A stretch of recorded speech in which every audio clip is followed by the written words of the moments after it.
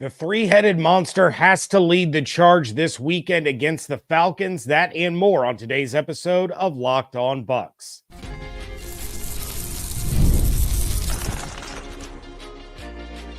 You are Locked On Buccaneers, your daily Tampa Bay Buccaneers podcast. Part of the Locked On Podcast Network, your team every day. What's up, and welcome into this live Friday episode of Locked On Bucs, your daily podcast covering the Tampa Bay Buccaneers, part of the Locked On Podcast Network, your team every day. I want to thank you for making Locked On Bucs your first listener view every day. Don't forget you can subscribe or follow for free on YouTube or wherever you get your podcasts. And of course, you can follow along on Twitter. I am James Yarcho at JYarcho_Bucs, credentialed member of the media, covering your Tampa Bay Buccaneers as deputy editor of the editor-in-chief of the 813.tv. Here with you every Monday through Friday, along with the everydayers. And for that, I want to share my appreciation for your continued support of the show. One of the ways you can support the show is become a Locked On Bucs insider. You're going to get news, rumors, updates, just general thoughts, one-on-one conversations with me via text message. Go to joinsubtext.com/LockedOnBucs or click the link in the show notes to become an insider today. This episode is brought to you by PrizePicks. Go to prizepicks.com/LockedOnNFL and use code LockedOnNFL, all lowercase, to win $50 instantly when you play $5. Keys to the game and predictions coming up in a little bit. I do want to start this thing off by giving a big shout out to Brandon and the guys over at Duvin Design. They hooked me up with this hat and this creamsicle jacket that you see me wearing on here. This is all part of the creamsicle collection where they have partnered with the Tampa Bay Buccaneers. So big shout out to those guys for hooking me up. This thing is amazing. I'm not going to lie to you. This jacket is absolutely phenomenal, but they hooked me up with quite a few pieces of that creamsicle collection. So I'll wear another one on Sunday, but thank you again to Brandon and all the guys over at Duvin Design. But let's go ahead and start with some good news for the Buccaneers, some much needed good news for the Buccaneers ahead of their matchup with the Atlanta Falcons. So after missing practice on Wednesday and Thursday, running back Bucky Irving is going to play this weekend, barring a setback with that toe injury. Bucky is going to be a huge part of this game as the Buccaneers are looking for answers on offense without Mike Evans and without Chris Godwin. In their first meeting, Bucky had 44 yards, but nearly 5 yards per carry. He added another dozen yards in the pass game. Rachaad was the leading rusher in that one. He had 72 yards on 10 carries, but his 3 receptions went for -6 yards. So now those two plus Sean Tucker, they're going to have to carry the load both literally and figuratively. The Falcons are allowing 137 rushing yards per game. That's 24th in the NFL. The Bucs have to establish the line of scrimmage and pound the rock all day long. That was something that they were able to do successfully early in that game against the Ravens, and that was against the Ravens' top rushing defense in the NFL. In this one, not only is it important to run the ball successfully to control the clock and control the tempo, but it's important to keep the ball in the hands of the best playmakers that you have left on the field. Jalen McMillan has to take a gigantic leap forward in this one. He hasn't quite lived up to the preseason and training camp hype. Maybe that's a product of not needing him to live up to that hype because of the way that Mike Evans and Chris Godwin had been playing. He had a decent game against the Ravens, a couple of key first downs early in that game, one on third down, one on fourth down, but he's a guy, now that has to step up. He's the guy for the Buccaneers in terms of the receiving core. He has to elevate his game. Sterling Shepard, that's Baker's guy. He's had some good moments throughout the year, but now he's going to become a much bigger part of the offense. Trey Palmer, he's had flashes, but not consistency. And I say all of that to say this. I don't think it's out of line or a wild hot take to say that the Bucs are going to be at their best when the ball is in the hands of the players that can be the most dangerous, and that's Rachaad White, Bucky Irving, and Sean Tucker. Rachaad has to be a much larger part of the passing game and allow Buck and Tuck to carry the load in the run game. And that's not to say that Rachaad won't or shouldn't get any carries, but utilizing Rachaad as more of a receiver gives him the best opportunity to get into space and make plays, which is when he's at his best. We saw him in that role down the stretch last year.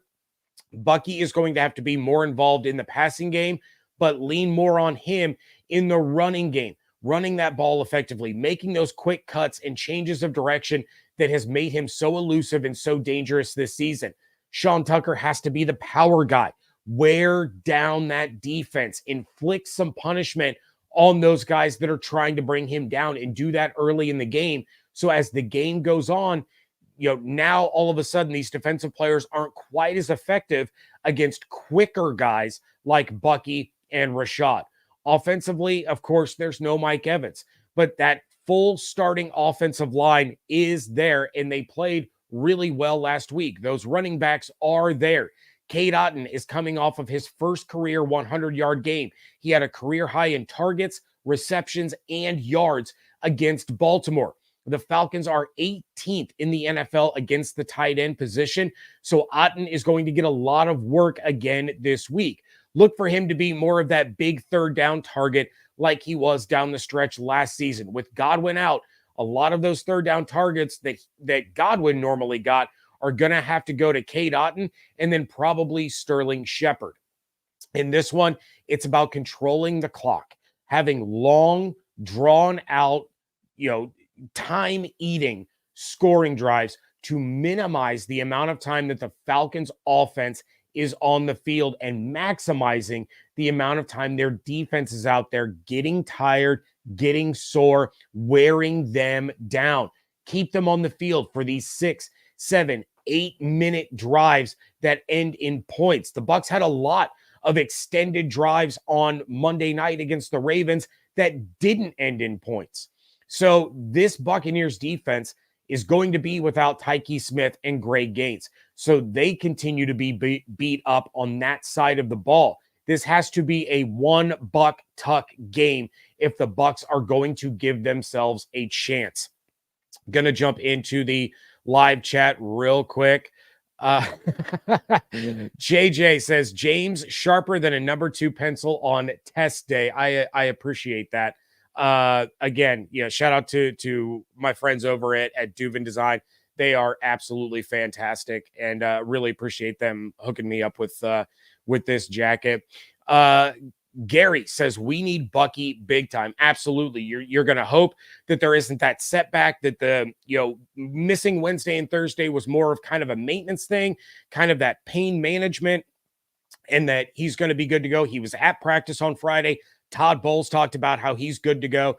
But what makes Bucky so dangerous, especially in this offense, is his ability, and we saw it on full display against the Ravens, his ability to completely change direction so quickly and really be able to utilize his speed to get around defenders and be able to create big time plays. We're still waiting for that huge home run hit that Bucky has the ability to have. He's gotten close. Rachaad White has gotten close. These guys, we are this far away from being able to see them break off a 40, 50, 60-yard run and take it to the house. And what a perfect time for them to do something like that than this week against the Atlanta Falcons. On Creamsicle Day, everybody's excited about the throwbacks. RNG says defense has to make Cousins uncomfortable and force some mistakes. He had all day to throw over the middle last time. RNG, I'm glad you said that, because I'm going to tell you the offensive and defensive keys to the game. That is coming up next on today's episode of Locked On Bucs, part of the Locked On Podcast Network, your team every day. PrizePicks is America's #1 daily fantasy sports app with over 5 million active members. It is the easiest, most exciting way to play daily fantasy sports because unlike other apps, on PrizePicks, it's just you against the numbers. You can now win up to 100 times your money on PrizePicks with as little as 4 correct picks. It's the only real money daily fantasy platform with an injury insurance policy so that your lineups stay in play even if one of your players leaves in the first half and doesn't return. PrizePicks puts their members first, so all withdrawals are fast, safe, and secure. When my picks hit, I can get my money in as quickly as 15 minutes. Download the PrizePicks app today and use code LOCKEDONNFL to get $50 instantly when you play $5. That's code LOCKEDONNFL, all lowercase, all one word, on PrizePicks to get $50 instantly when you play $5. You don't need to win to receive the $50 bonus. It's guaranteed. PrizePicks, run your game. Pre-alcohol probiotic drink by ZBiotics is the world's first genetically engineered probiotic. It was invented by PhD scientists to tackle rough mornings after drinking. Here's how it works. When you drink, alcohol gets converted into toxic byproduct in the gut.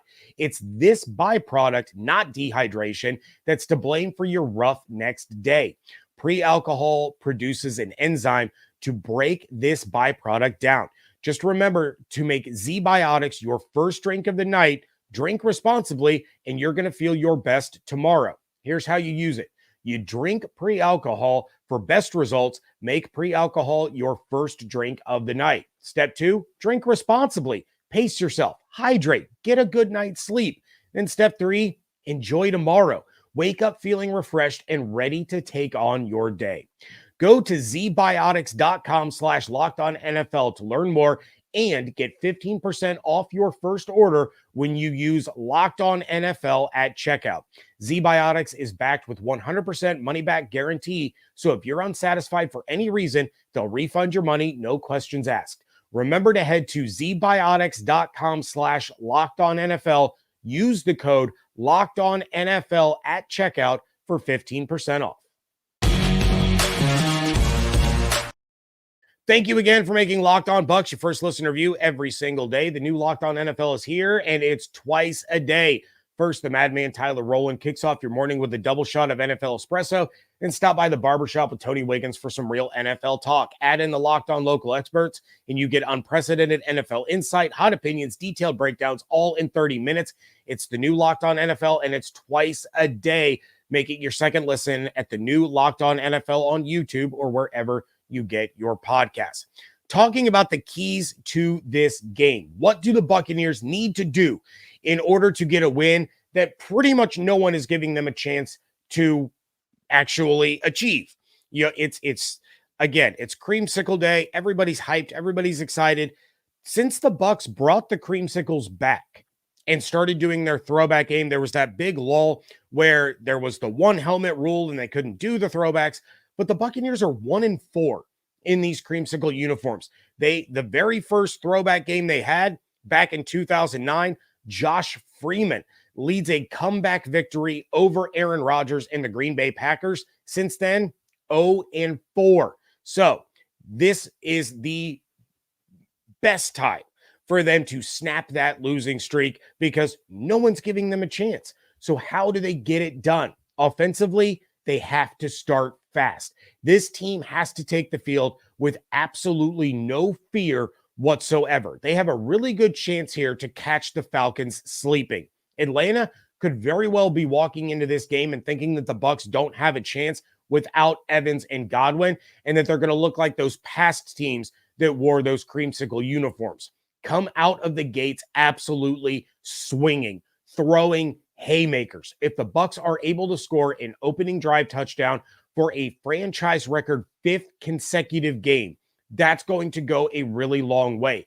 It's going to give that offense confidence moving forward that the players that they have can get the job done and hold down the fort until Mike comes back. It's going to energize the defense because they're going to know that Baker and his crew can put points on the board without their two best players. So the defense can shut down Cousins without key players of their own. It will have a very real trickle-down effect on everything. If the Bucs open up this game with a 3-and-out, it's going to have the absolute opposite effect. It'll be a whole lot of, oh crap, what are we going to do now? And a whole lot of confidence for the Atlanta side of the field because they are going to know that they can shut down the Buccaneers offense. The defense then is going to feel more pressure They're going to start to press more, and they're going to try to force plays, and that's going to turn into mistakes and blown coverages. Then boom, you have an avalanche situation where the offense can't get into gear, the defense can't get off the field.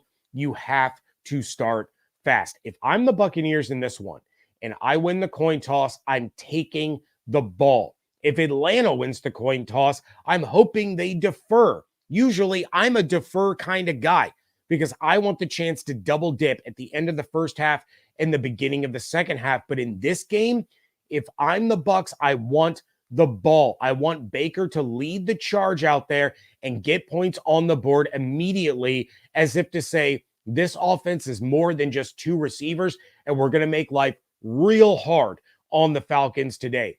It might also be almost a little bit of an advantage. And don't hear what I'm not saying.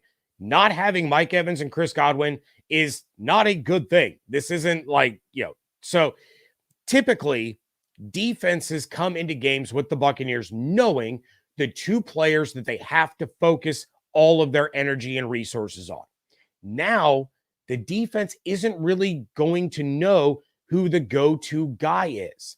So you have Sterling, you have Jalen, you have Trey, you have Cade, you have the, one buck tuck. Liam Coen is going to be able to take advantage of the unknown on the Atlanta side of the field. He's going to be able to manufacture plays for these guys based on what he's seeing as to how Atlanta is lining up against them, where they're shading their coverage, which receivers are they focusing on. Then as they adjust, Liam can adjust as well. It's almost as if the Bucs are playing with house money because no one expects them to win. No one expects them to be able to compete without those two receivers. And now they can kind of be a little more free-flowing. They can be a little more laid back and say, you know what? We have all these different pieces. No one has emerged as the guy, so we can use everybody because everybody is on a level playing field. That's going to be frustrating for the Atlanta defense, and Liam Coen is going to be licking his chops knowing that he has all of these different possibilities that Atlanta has not seen on tape because all the tape that they've watched have had Mike and Chris. Defensively, it's exactly what I said the last time these two teams played. It's what I said on the crossover episode with Aaron Freeman. It's without a doubt the most important thing that the Bucs can do: pressure Kirk Cousins. The Buccaneers sent blitz after blitz after blitz against Lamar Jackson last week. They have to do that to Kirk Cousins. Lamar is one of the best athletes in the NFL, let alone quarterbacks.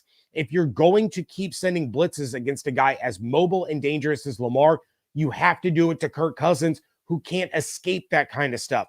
Yes, that's a dangerous game to play when you're down two of your starting corners. But you know what else is a dangerous game to play? Letting Kirk Cousins sit in the pocket for 10 minutes with time to manipulate the middle of the field and let his receivers get open so he can pick apart the secondary. It's a very big deal that the last time these teams played, the Bucs did not have Antoine or Kalijah Kancey. That changes the looks that Cousins got the last time these two teams faced, and it's not something that he's had to deal with. Even when he was with Minnesota, he only saw those two as part of the defense for less than a half. So this is going to be a completely different situation for Kirk Cousins. But Yaya Diaby has to step up. Joe Tryon-Shoyinka has to step up. Braswell has been getting better lately. We've started to see him a little bit more, but he has to step up. It's on the pass rushers to make life miserable for Cousins and make life easier on that secondary. Jordan Whitehead, rough game last week, but he has an opportunity now to step up and not only have a bounce back week, but finally take advantage of the fact that he's out there with Antoine. It seemed like early in the season without Antoine, Whitehead was all over the place making plays. Now it seems like he's kind of taken a back seat. We don't want that. We need Jordan Whitehead to go out there and be more aggressive. He can start really being that thumper that we know he can be and that we know that the Bucs need against Bijan Robinson. KJ Britt has to get into the backfield more and make plays without taking dumb penalties. Winfield needs to get home on blitzes. Isian needs to come in on those corner blitzes. Levante, just be Levante, bro. You're good. But it's those front guys, Vea, Hall, Cansey, Diaby, JTS, Braswell, Anthony Nelson. They have to be all over Kirk Cousins from the jump. Cousins faced pressure on 17% of his dropbacks the first time around. If that number doesn't go up by at least 50%, and no, I'm not saying 50% of dropbacks need to be pressures. I'm saying that number needs to be at about 25% of dropbacks need to have pressure in Cousins' face. If that number does not go up from 17% the first meeting, it's going to be a really, really long day for the Buccaneers. Going to jump into the chat again real quick before we move on. We got Tyler says, I like your idea of Antoine Winfield Jr. owning Kirk in this game. That's the hope, and Winfield, I can't remember which show I talked about. I think it was the crossover. If Winfield can kind of play that center field role where, Bowles is going to send him on some blitzes, but if Antoine can sit back and play center field, watching the eyes of Kirk Cousins and where he's trying to go, is he trying to bait KJ Britt again and find Kyle Pitts over the middle or find Darnell Mooney on a crossing route? Let Antoine kind of read that a little bit and be able to react. That's not something that the Bucs had the first time around, and it's going to make a huge difference this time around. Nick in the chat, crowd needs to make an impact. Got to lean on the home field advantage in this one with all of the injuries. Look, these Bucs fans are going to be hyped for this one. They've been doing creamsicle stuff all week long. They're doing parties, in Midtown and all of that. These fans are going to be excited. They get up for this throwback game. I have my predictions coming up next on today's episode of Locked On Bucs. NFL fans, you can start the season with a big return on FanDuel, America's #1 sports book. So when you get a hunch in the middle of a game, you can check out the latest stats, view live play-by-play, and so much more on the same page where you place your bets. The Buccaneers are 2.5-point home underdogs to the Atlanta Falcons with an over-under of 45.5. They still trail the Atlanta Falcons in the odds to win the NFC South. The Falcons are sitting at -180, while the Bucs are holding strong following those injuries at +175. You are going to get started with $200 in bonus bets guaranteed when you place your first $5 bet at FanDuel.com. Again, place your first $5 bet. You are going to get $200 in bonus bets guaranteed at FanDuel.com. Whether you're dodging tackles on the field or cheering from your couch, The Joint Chiropractic has your back, literally. As an official chiropractor of the Tampa Bay Buccaneers, they're here to make sure you're always in the game, no matter your role. If you're feeling the pain after a long week or just looking to stay active, they offer personalized care to help you bounce back stronger. 90% of elite athletes, including NFL pros, rely on chiropractic care to stay at the top of their game and perform their best. At The Joint, you don't need an appointment. Just walk in and get the care you need same day. No scheduling hassles. Just walk in whenever it's convenient for you. Here's the real kicker. As a Bucs fan, you can get your first visit for just $19. Head over to Buccaneers.com, check out the contest and promotion section under the fans tab, and download the offer. A great deal for great fans. Head to thejoint.com to find your nearest Tampa area location. Wrapping things up here on a live preview edition of the Locked On Bucs podcast. And the Bucs and Falcons face off at Raymond James Stadium, with the Bucs being 2.5-point home underdogs, 45.5-point over-under. Evan did send an amendment to his predictions. I'll get to that in a little bit. For those of you in the live chat, I appreciate each and every one of you. You guys are the best. Start dropping your predictions in the chat. You can drop your player, your bold, your score, whatever you want to predict. But let's start things off with my predictive player of the game, and I'm going Rachaad White. I'm sure you all saw this one coming, but he's coming off of a big game against the Ravens, and he's going to have to be the Antoine Winfield Jr. of the offense and do it all. He has to run efficiently and effectively. He has to make plays as a receiver. He has to pick up blitzes. Rachaad is the biggest playmaker left on the offense, and the Bucs are going to have to lean on him heavily. This is a game where Rachaad can finish with 120 plus total yards and a touchdown or two. Bucky is going to have opportunity. Tucker is going to have opportunity. But Rachaad has to be that utility tool that the Bucs use all over the place. Use him in the backfield. Line up in a two-back set with Rachaad and Bucky. Split Rachaad out wide. Put him in the slot. Those screen passes that you run for Chris Godwin, run those to Rachaad. Run them to Bucky, but also run them to Rachaad. You have to move him all over. Rachaad can take advantage of these one-on-ones that he's going to see in some of the open space that he's going to be in. He really has a chance to anchor this Buccaneers offense and carry this team to a win. My bold prediction in this one, the Buccaneers have 0 turnovers. Baker Mayfield has 5 interceptions in the last 2 games. Maybe the Bucs put Kyle Trask in during the second quarter. Just let Baker play the first quarter and the second half. All right, I'm kidding, but it's more critical now than ever that Baker Mayfield protects the football. He has to show much better decision-making than he did against Baltimore, where both of those interceptions were him just really forcing the ball where it had no business going. Baker was trying to do too much. He was trying to overcompensate for the loss of Mike Evans early in that game.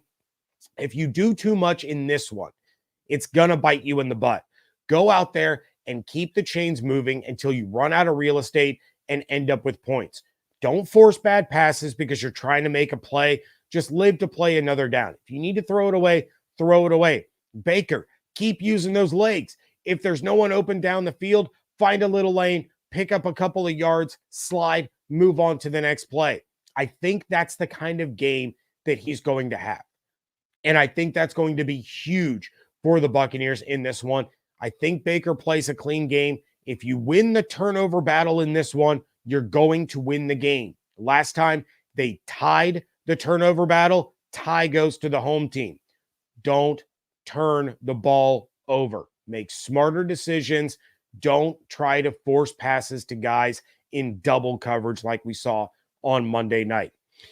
Score predictions. So Evan has made a change in his score prediction. He texted me today and he said he thinks that the defense has their best game of the season and they play the field position game like they did against Detroit. Lots of bend, don't break. Also said that Tampa needs to make this a super boring game, which kind of plays into what I was saying early on in this show about some long, drawn-out scoring drives that could chew up 7 or 8 minutes of clock. But Evan has switched his pick now. He's taking the Bucs to win this one, 20-18.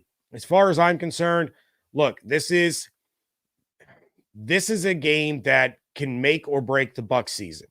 And I hate to say that this early, but you guys know I've been talking about it for a couple of weeks. You cannot go 0-2 against the Falcons and expect to win the division.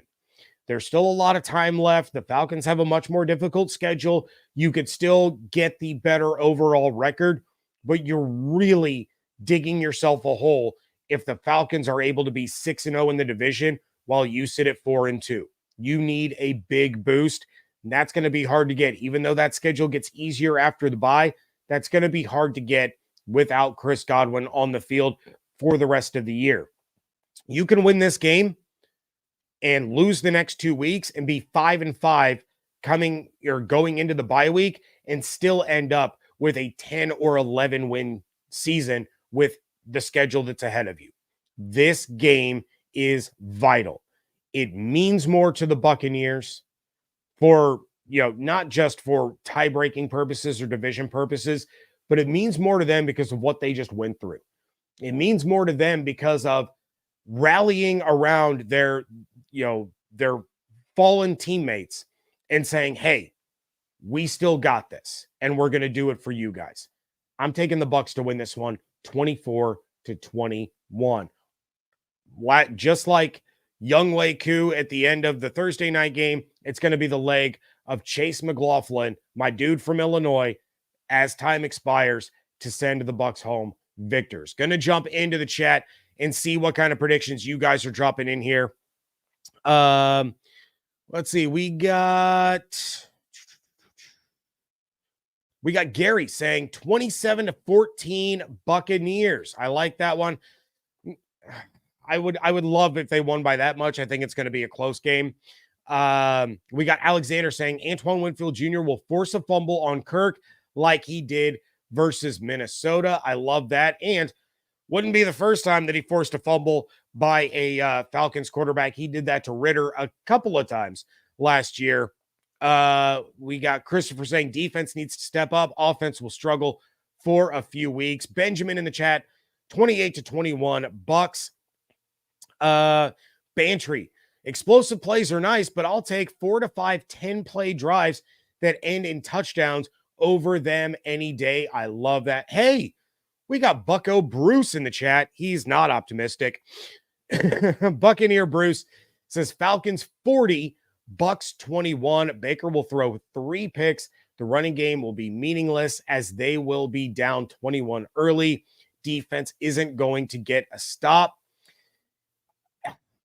You know, I get the pessimism. I do. And this defense needs to show that they can get a stop to be able to instill some confidence in you. We don't know how this offense is going to be without their top 2 players. It's kind of a mystery game. It's a toss-up. We don't know which way Liam Coen is going to go. I do think the Bucs can surprise some people, but Buccaneer Bruce, if I'm going to be 100% honest with you, I wouldn't be surprised if you're back in here during the live show on Sunday saying, I told you so. This game can go, I believe, either way, but you're 100% right. That defense has to get stops. In past couple of weeks, they haven't really shown that they can do that. We got OH Outdoors. Another bold prediction. Kirk throws 2 picks in the second quarter. It'd be nice for a second quarter to go the Bucs way for the first time in what feels like all month. Pat in the chat says, yeah, I'm feeling the Money Mac winning kick scenario, also picking 24-21. And then Buccaneer Bruce back in the chat says, I will say this, if Britt is off the field, I believe the defense will be better. I think we're getting close to JJ Russell opportunity. And I think early in this game, we're going to get a clear indicator as to what the feeling is around KJ Britt. But at the same time, I do feel like Bowles is going to try to, not leave Britt on an island the way he did this last time. I think that's where Antoine Winfield Jr. and Jordan Whitehead really have to step up and elevate their games. Of course, if I say that, it's hard for Antoine to elevate his game, but elevate the back end of the defense. I think this is a better way of putting it, where there's not so much pressure on KJ Britt to try to be a lockdown cover linebacker in the middle of the field. But, I'm with you. I'm getting real close to throwing in the towel on the KJ Britt experiment. All right. I am way over on time. I want to thank all of you for jumping in and joining in the live chat. You guys are the best. We will be live on Sunday with our immediate reaction episode talking about what went down between the Bucs and the Falcons. And one last time, I got to do it. A lot of you joined in the middle of the show. A big shout out to my guys over at Duvin Design, Brandon and those guys hooking me up with this incredible jacket, this hat, part of their creamsicle collection after they partnered with the Buccaneers. You guys got to check out some of this merch. It really is absolutely phenomenal. So I want to send another big thank you to them. All right.